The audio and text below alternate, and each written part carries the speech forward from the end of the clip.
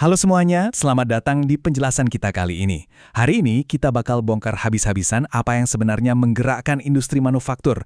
Bukan mesinnya, bukan pabriknya, tapi otak di balik itu semua. Departemen Design Engineering. Disinilah konsep-konsep gila bertabrakan langsung dengan kerasnya realitas produksi. Coba bayangkan, bagaimana sebuah coretan kasar di atas secari kertas bisa berubah wujud menjadi barang nyata yang diproduksi massal. Sesuatu yang mungkin sedang Anda pegang sekarang, seperti smartphone atau mobil yang ada di garasi Anda. Semuanya berawal dari nol. Pertanyaannya, gimana caranya menjinakkan ide-ide liar itu menjadi sebuah realitas yang bisa diukur dan diproduksi jutaan kali? Nah, biar lebih terbayang, begini peta jalan kita hari ini. Pertama, kita bahas konsep jembatan inovasi dan produksi. Terus, kita masuk ke tugas utama seorang desainer. Ketiga, kita intip tanggung jawab strategis mereka. Dan terakhir, kualifikasi serta keahlian apa saja yang wajib dimiliki. Singkat, padat, jelas. Yuk kita mulai. Oke, kita masuk ke bagian pertama, jembatan inovasi dan produksi. Gimana perjalanan dari sebuah konsep menuju proses manufaktur? Coba Anda bayangkan sebuah jurang yang lebar. Di sisi kiri ada imajinasi murni, konsep tanpa batas, desain futuristik, ya pokoknya ide-ide liar lah. Nah, di sisi kanan ada tembok tebal bernama realitas produksi massal. Insinyur desain ini ibarat jembatan vital di tengah-tengah jurang itu. Tiap hari mereka pusing mikirin batasan. Ini efisien nggak sih? Masuk budget nggak? Bisa dibikin konsisten nggak kalau diproduksi ribuan unit?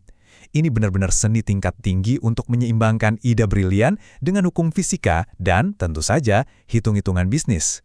Lanjut ke bagian kedua. Kita akan membedah tugas utama desainer, yaitu mengawal siklus hidup sebuah produk. Perlu diingat, proses ini bukan sekedar daftar periksa yang kaku ya. Ini adalah sebuah evolusi yang terus bergerak maju. Dimulai dari meracik konsep dan membuat model 3D, lalu masuk ke fase analisis dan simulasi yang jujur saja sangat kritis. Sampai akhirnya, jreng, lahirlah sebuah prototipe untuk diuji coba. Tiap langkah ini benar-benar menarik ide yang tadinya cuma ada di awang-awang menjadi benda nyata yang bisa kita sentuh. Di tahap awal ini, keajaiban digital benar-benar terjadi. Para engineer ini nggak cuma sekedar menggambar pakai software super canggih seperti CAD, CAM, atau CATIA. Bukan cuma itu, mereka membangun model 3D yang akurasinya luar biasa tinggi, lalu melakukan simulasi yang cukup ekstrim. Jadi sebelum ada satupun besi yang dipotong di dunia nyata, produk ini sudah ditekuk, dipanaskan, dan disiksa habis-habisan secara virtual. Tujuannya? Jelas, untuk memastikan nol kegagalan saat nanti diproduksi. Tapi begini, desain yang kelihatannya keren banget di layar komputer belum tentu bisa dibikin di dunia nyata. Disinilah letak tarik ulurnya. Mereka harus menganalisis spesifikasi material dan batas toleransi dengan sangat jeli. Apakah mesin di pabrik sanggup memotong sepresisi itu? Dan yang paling penting, apakah biayanya masuk akal? Karena ujung-ujungnya, inovasi sekeren apapun harus tunduk pada realitas komersial supaya produknya laku dijual. Nah, sebelum produksi massal dapat lampu hijau, semua persiapan ini harus benar-benar sempurna, tanpa celah. Gambar teknis akan memberikan instruksi super detail dan semuanya dikunci oleh yang namanya BOM atau Bill of Materials.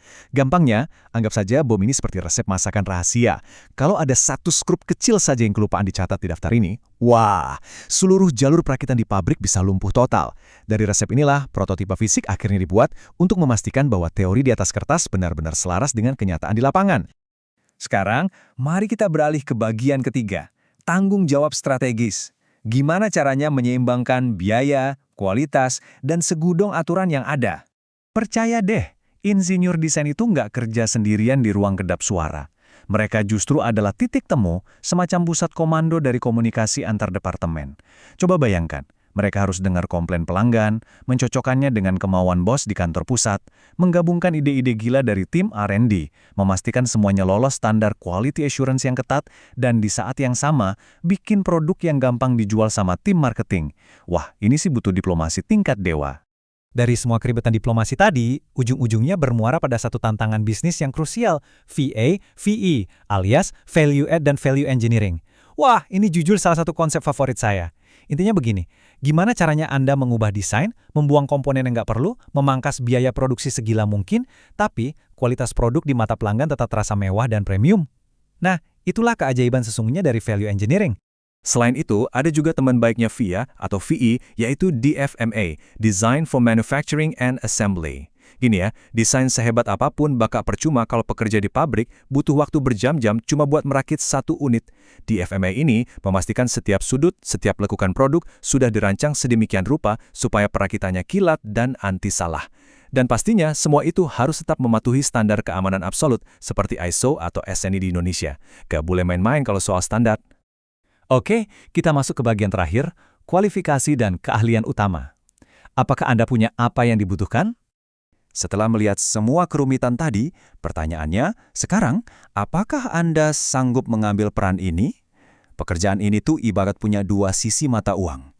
Di satu sisi, Anda wajib punya hard skills yang mumpuni, harus jago AutoCAD, ngerti simulasi CFD, dan paham ilmu material luar dalam. Tapi, kalau Anda nggak punya soft skill seperti kemampuan analisis masalah, komunikasi lintas divisi yang luas, atau tahan banting ngatur proyek dengan deadline yang mencekik, ya keahlian teknis tadi bakal sia-sia.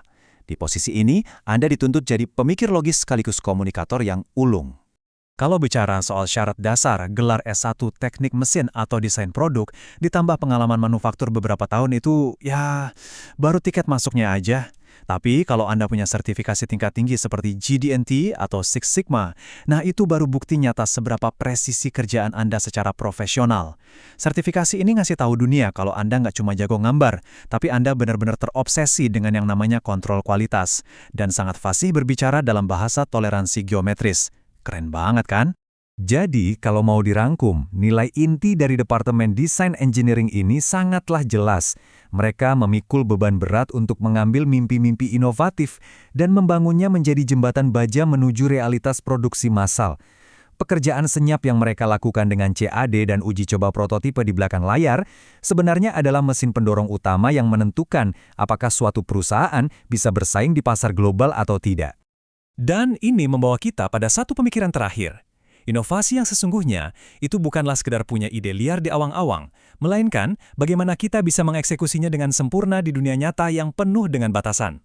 Jadi, tanyakan pada diri Anda sendiri, mampukah kemampuan problem solving yang Anda miliki saat ini menjembatani jurang tajam antara imajinasi murni dan realitas praktis? Pikirkan itu sejenak. Terima kasih sudah bergabung di penjelasan kali ini, dan sampai jumpa di analisis kita selanjutnya.